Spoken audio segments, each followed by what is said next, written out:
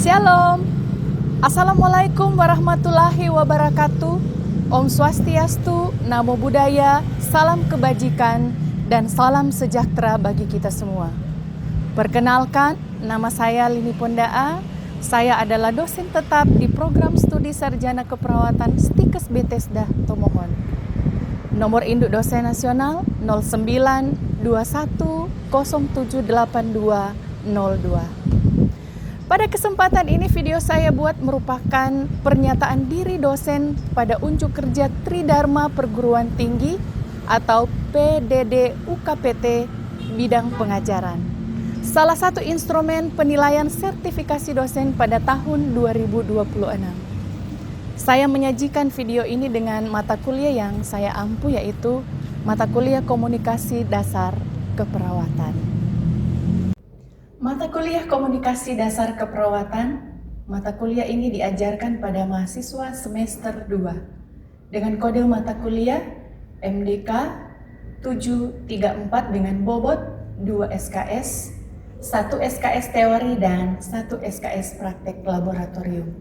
Dengan dosen mengajar tim, saya dengan Nurse Maria Jane Regar, SKep MKep. Saya mengajar teori dengan 1 SKS. Mata kuliah ini diselenggarakan dengan tatap muka sebanyak 14 kali pertemuan, dengan rincian 12 kali pertemuan materi pembahasan, dan 1 kali pertemuan UTS, dan 1 kali pertemuan untuk ujian akhir semester. Sebelum materi, pertama-tama diperkenalkan pada mahasiswa terkait dengan penjelasan silabus dan kontrak perkuliahan. Mata kuliah membahas tentang yang pertama, konsep komunikasi secara umum. Selanjutnya, jenis-jenis komunikasi, konsep komunikasi efektif dalam membina hubungan interpersonal, faktor-faktor yang mempengaruhi komunikasi, pengaruh latar belakang budaya dalam komunikasi, serta tren dan isu dalam komunikasi kesehatan. Capaian pembelajaran mata kuliah ini, yang pertama, mahasiswa mampu menjalankan pekerjaan profesinya berdasarkan pemikiran logis, kritis, sistematis, dan kreatif, inovatif, serta bekerja sama dan memiliki kepekaan sosial serta bertanggung jawab secara ilmiah kepada masyarakat, profesi, dan klien. Yang kedua, mampu mengaplikasikan ilmu pengetahuan dan teknologi keperawatan dengan memperhatikan nilai humaniora berdasarkan kaidah, tata cara, dan etika ilmiah dalam pemberian asuhan keperawatan. CPL yang ketiga, mampu melaksanakan edukasi dengan keterampilan komunikasi dalam asuhan keperawatan dan informasi ilmiah. CPL yang keempat, mampu mengembangkan keahlian profesional melalui pembelajaran seumur hidup. Metode pembelajaran pada mata kuliah ini yaitu yang pertama, ceramah, dan yang kedua, diskusi, yang ketiga, penugasan, yang keempat, kuis, dan yang kelima, simulasi. Metode evaluasi pada mata kuliah ini yaitu yang pertama, ujian tengah semester 30%, ujian akhir semester 40%, praktik 20%, tugas, kuis, dan sikap 10%. Referensi yang saya gunakan untuk pembelajaran terdiri dari buku-buku yang diambil dari kampus, dan yang kedua, saya mengambil buku dari referensi lain, dan yang ketiga, karya ilmiah dan artikel jurnal bereputasi yang memiliki nilai kebaharuan guna mendukung perkembangan mahasiswa sesuai dengan era teknologi masa kini. Baik, berikut adalah video mata kuliah dalam proses pembelajaran dengan mata kuliah Komunikasi Dasar Keperawatan. Materi yang saya tampilkan adalah pada pertemuan yang ke-12. Untuk materi yang saya bawakan berjudul Komunikasi Efektif dengan Metode SBAR. Situation, background, assessment, recommendation. Instrumen atau tools pada komunikasi SBAR meliputi informasi pasien, teknik komunikasi yang digunakan oleh tim pelayanan kesehatan untuk menyampaikan kondisi pasien. Berikut adalah videonya.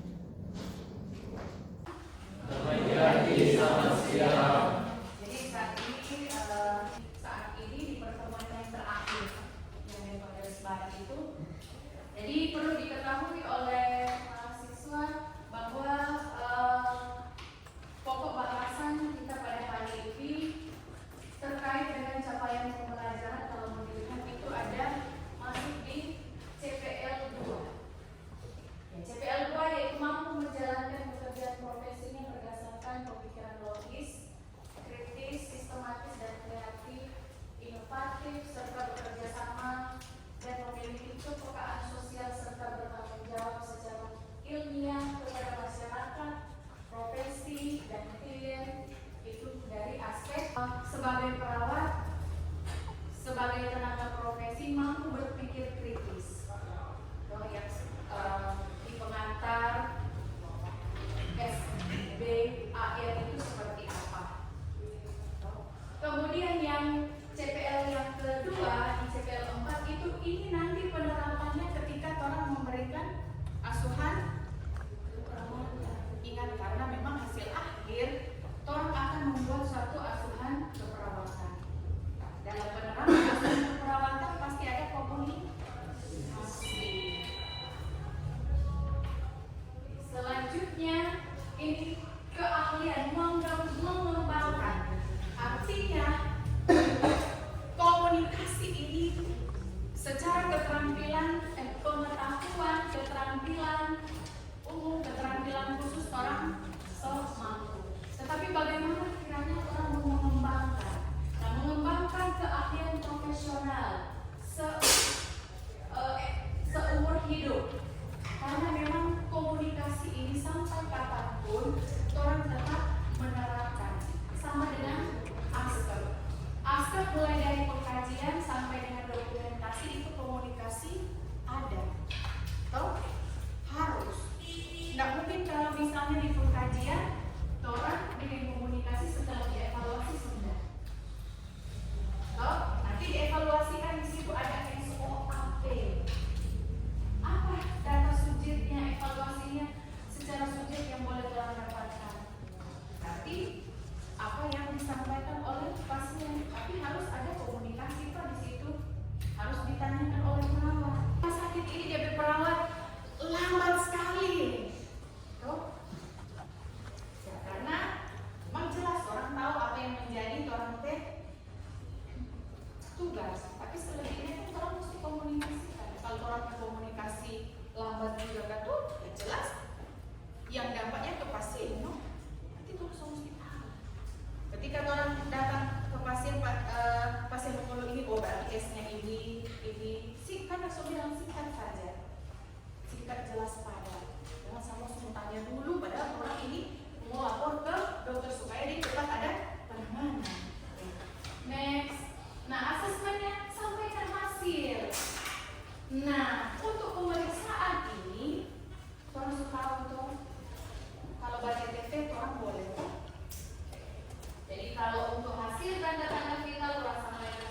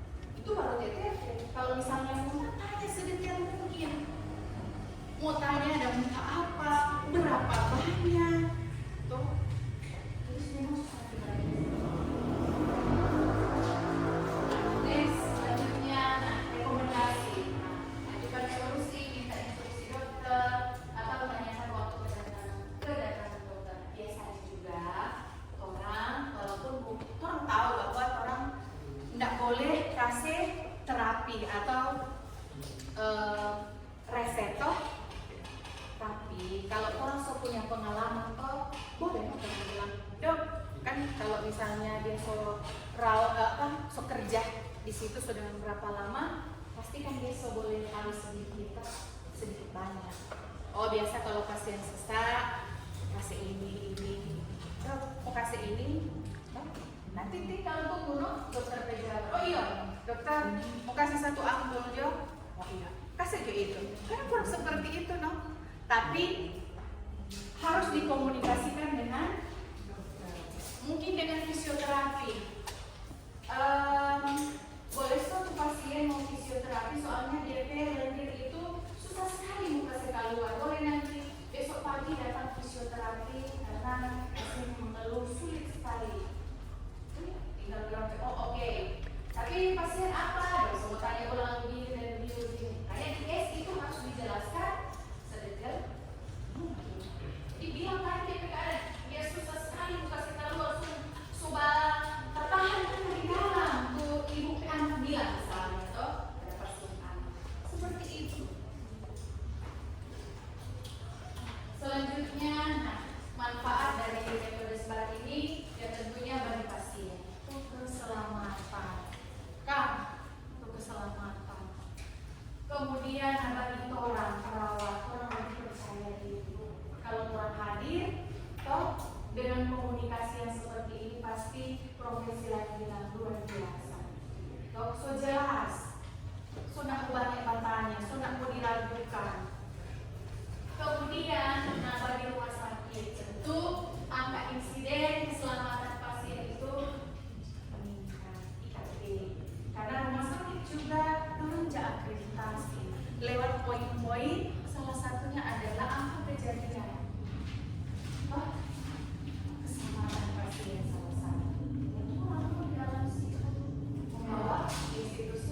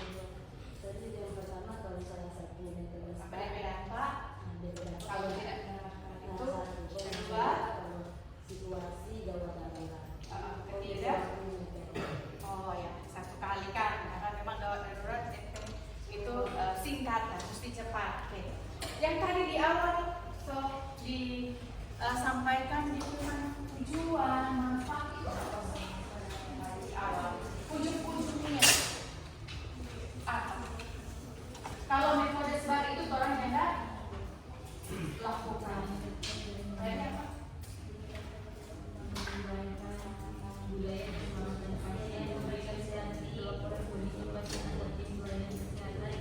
Ya, garis besarnya adalah keselamatan pasien. Toh, ujungnya itu. Yang jelas kalau misalnya orang yang menerapkan itu metode itu tidak terarah, tidak sistematis. Toh, kalau orang selalu tahu S, B, A, R, apa dulu yang orang mau laporkan ke dokter. Jadi jangan kaget karena orang tidak menguasai metode ini. Selamat siang dokter. Dokter, itu pasien yang masuk lagi tidak muntah-muntah, aku sudah sadar. Suka kasih pasang oksigen, no? Kita suka kasih oksigen, kemudian DP posisi kita suka kasih terlempar. Apakah itu sistematis? Kalau orang yang menerima informasi, ada yang kurang?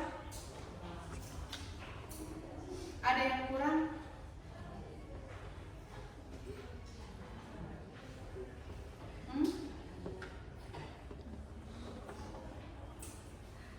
Ada yang kurang nggak? Kira-kira apa? Backgroundnya apa yang nggak ada? S-nya dulu. Oh. Tadi Mas bilang apa? Dokter untuk pasien apa?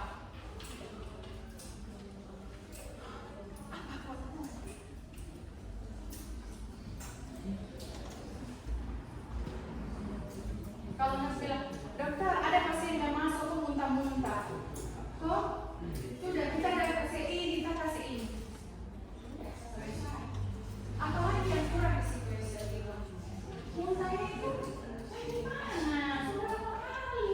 Tuh, ini kalau misalnya dia kasih di UGD, kami di satu kasus itu di UGD sudah 1 kali menjelaskan di UGD itu kan memang DP cepat, bersihkan enggak butuh waktu loyang.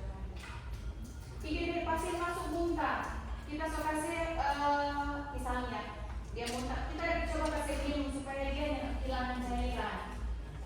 Kita kasih istirahat. Cuma begitu. Apa lagi sebenarnya? Dia dari rumah seberapa kali datanya dan muntah. Bagaimana dia keadaan muntah, isi apa, cuma cairan atau makanan atau darah? Kali dia tipis tuh. Kumpulan apa supaya dekat-dekat pasien. Dia nggak pakai masker lagi. Toh, ini mesti lengkap. Tindakan juga misalnya orang pasien. Dokter kita kasih oksigen. Ini kasih oksigen dasar apa? Itu mesti ada data ya. Tanda-tanda vital. Satu kali itu respirasi, nadi, suhu badan 1 kali Jo. Jangan karena dia sesak, itu Jo.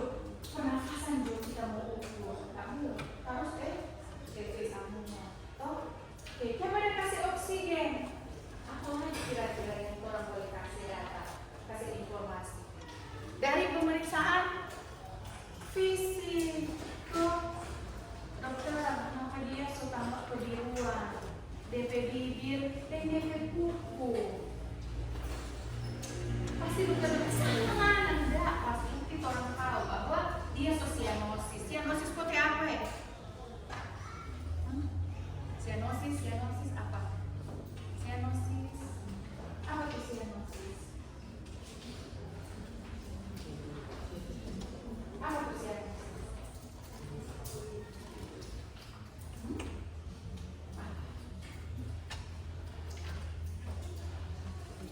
Apa itu sianosis? Kondisi kulit kebiruan Itu atau bisa terlihat paling cepat itu kondisi kulit kuku, bibir, bibir tahu terbesus ya. Tapi dokter biar dokternya mau lihat dari pasien, dia supaya yuk pasang di oksigen. Udah kasih berapa? Mungkin kita cuma udah kasih 2, kasih naik lagi 3. Tahu lagi kalau di posisi sedulur.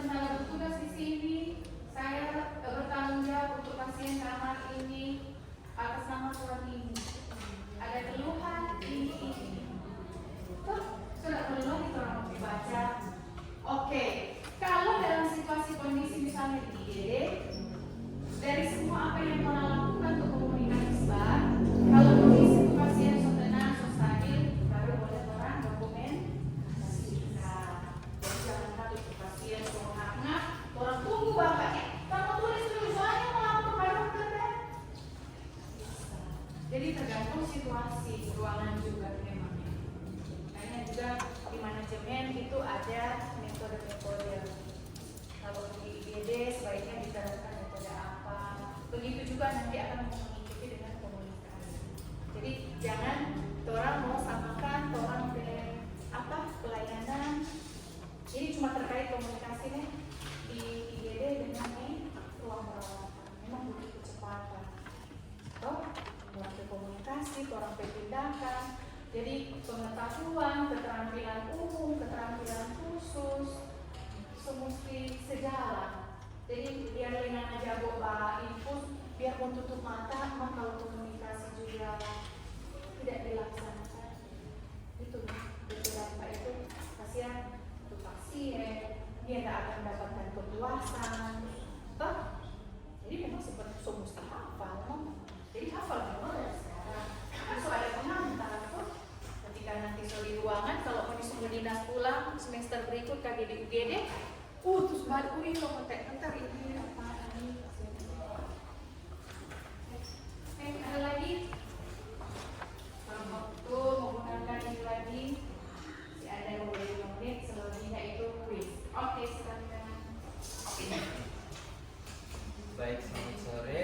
Shalom, terima kasih atas kesempatan yang diberikan. Perkenalkan, saya Christian Lo. Mohon izin bertanya, Nes. Sehubung dengan materi yang sudah dijelaskan dan dipaparkan tadi mengenai sebar, di mana dikatakan bahwa sebar ini merupakan salah satu aspek komunikasi yang sangat direkomendasikan dalam mengimplementasikan pemahaman antara tim pelayanan kesehatan di dalamnya, yaitu seorang perawat dan dokter. Adapun lain-lain seperti gizi dan lain-lain. Nah, disuguhkan dan diterapkan dengan bukti nyata bahwa di mana beban kerja yang tinggi yang dihadapi dalam suatu kondisi rumah sakit, sehingga terkadang mungkin antara perawat memikirkan bahwa dalam mengisi sebar ini komponen-komponennya terlalu banyak, sehingga disuguhkan dengan beban kerja yaitu dengan pasien yang semakin banyak dan tenaga kerja yang semakin sedikit atau tidak bertambah, sehingga mengakibatkan beban kerja ini tidak efektif atau malah justru dalam penerapan komunikasi sebar ini justru tidak sehubung dan tidak sejalan, sehingga mengakibatkan komunikasi sebar dalam pengimplementasian yang diisi oleh perawat tersebut mungkin tidak relatif atau memikirkan bahwa karena pasien banyak sehingga sebar ini tidak diisi dengan semestinya dan seharusnya. Dengan demikian, apakah penyelesaian dalam suatu masalah tersebut antara keefektifan dalam komunikasi sebar ini dengan beban kerja yang dihadapi dan dimiliki oleh tim pelayanan kesehatan itu sendiri? Terima kasih. Terima kasih. Jadi harus boleh pakai sederhana saya sebagai pertanyaan. Kadang memang aplikasinya memang tidak mudah karena ada tanggung jawab. Tapi komunikasi itu jangan jadikan bahwa karena beban kerja yang terlalu banyak. Makanya Mas bilang kalau kerja di pelayanan itu pengetahuan, keterampilan itu keterampilan umum dan keterampilan khusus harus berbarengan. Jadi jangan misalnya begini, kasih data, apa Nas bilang komunikasi, terus kalau itu kita membaca dulu. Ibu tidak bisa. Artinya itu orang pemahaman terkait dengan smart itu orang so bagus. Kita tahu situasi itu apa yang kita mau tanya. Di samping mungkin barangkali sementara orang menanyakan yang di SBAR itu keterampilan jalan karena kondisi pasien. Bisa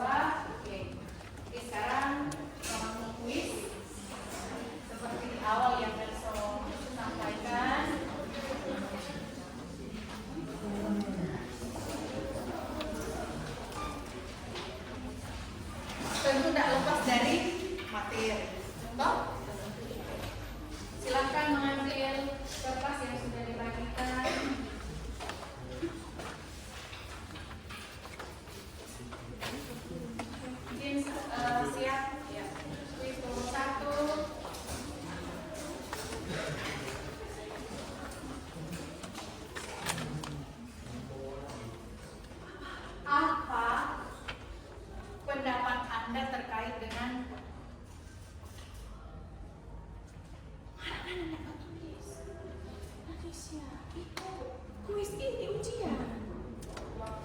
Ya, pasti. Pendapat Anda, bukan pendapat teman, pendapat kelompok. Dengan pendapat Anda, komunikasi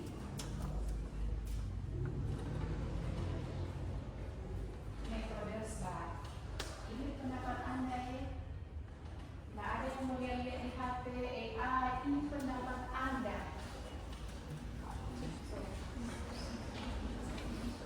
Kedua,